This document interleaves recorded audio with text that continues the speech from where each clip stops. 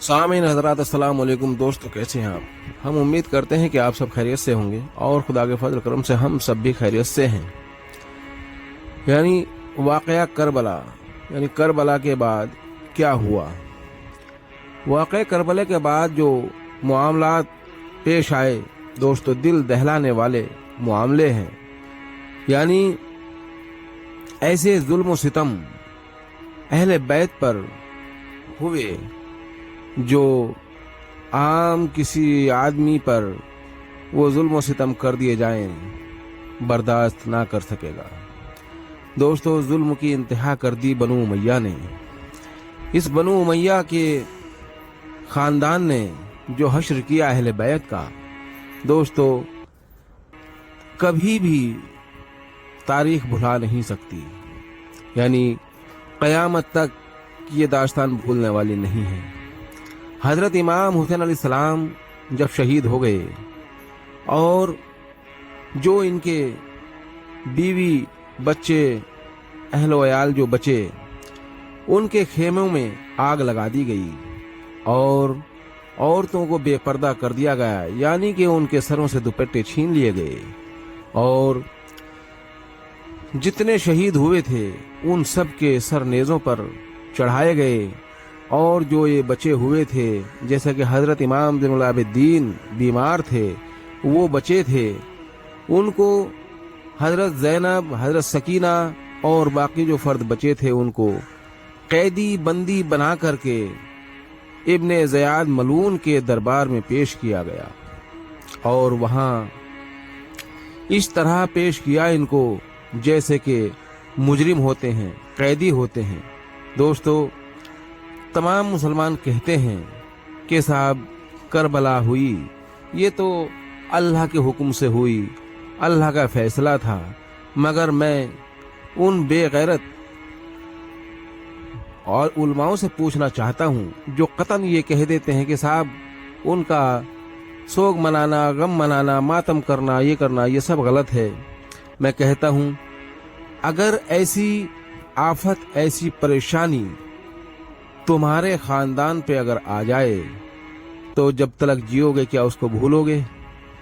मगर तुम कहोगे कि वो तो जिसके घर में होता है वो ज़िंदगी भर जब तक जीता है वो याद करता है। तो दोस्तों, अहले बैत हमारे घर वाले हैं और हम जब तक जिएंगे उनकी याद में उनका गम मनाते रहेंगे और उनका जिक्र करते रहेंगे।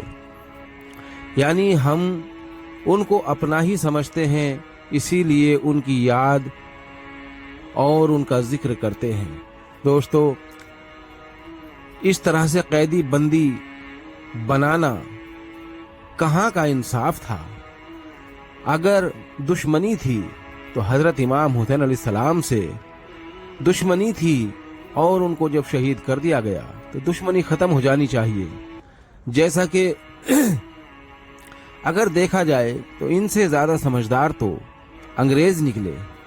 जब टीपू सुल्तान के साथ उनकी जंग हुई तो टीपू सुल्तान जब शहीद हो गए और उनका जनाजा ले जाया गया तो अंग्रेज़ उसमें शामिल हुए, जबकि टीपू सुल्तान के बेटों ने मना किया कि तुम हमारे दुश्मन हो, तुम हमारे बाबा के जनाजे में क्यों शरीक होना चाहते हो।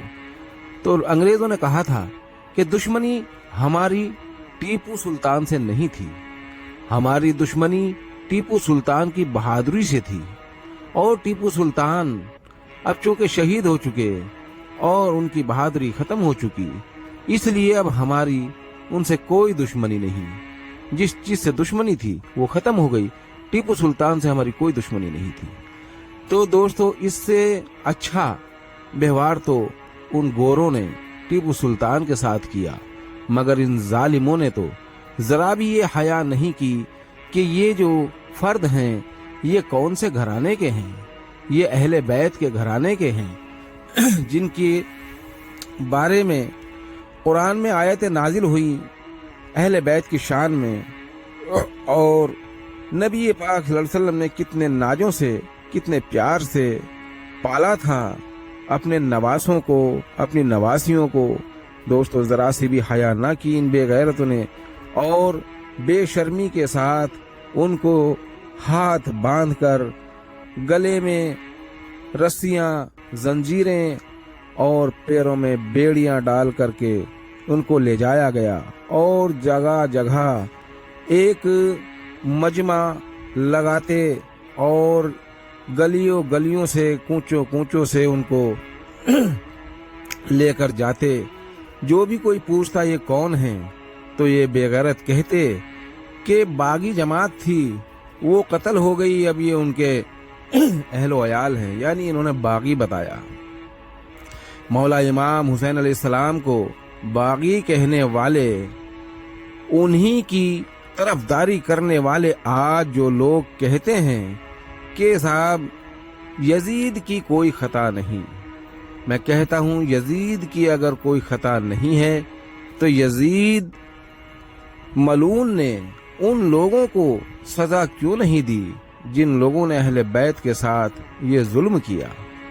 और उसने तो बल्कि दरबार में जब हजरत इमाम हुसैन अलैहिस्सलाम का सर मुबारक उसके सामने पेश किया गया तो उसने तो बल्कि फख्र के साथ ये कहा था कि आज अगर मेरे बावजदाद जिंदा होते तो वो कितना फख्र करते मुझ पर और कहते, वाह यजीद, वाह शाबाश, तूने बहुत नाम का काम किया है, आज हमारे दुश्मनों से बदला ले लिया। तो इसका मतलब ये है कि बावजदाद उसके कौन थे? बावजदाद मुआविया बिन सुफियान, हिंदा, यही तो बावजदाद थे ना उसके। इसका मतलब ये है कि बावजदाद भी उनसे मुनाफिकत रखते थे, इसीलिए तो उसने ये अल्फाज कहे, वरना वो ये अल्फाज ना कहता अगर वो खताकार नहीं था। अस्सलाम वालेकुम।